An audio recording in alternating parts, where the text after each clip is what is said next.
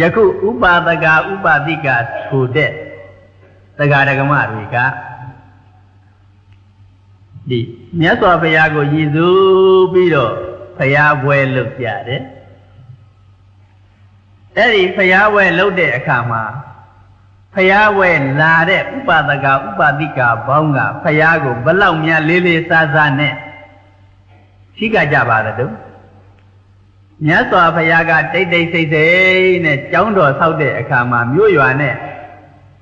တမိုင်လောက်ဝေးတဲ့နေရာမှာကျောင်းဆောက်ဖို့ရန်တေတော်ကျောင်းကြီးဆောက်တော့ရွေးချယ်ရတယ်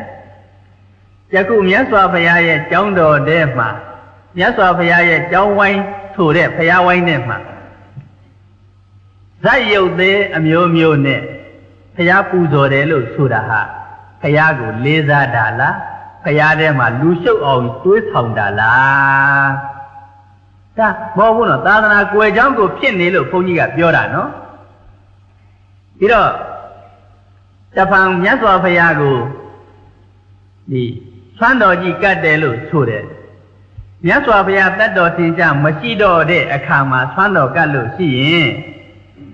ဘုန်းတော်ကြီးတစ်ပါးကိုဆွမ်းကတ်တယ်လို့ပဲတပွဲပြင်ရပါတယ်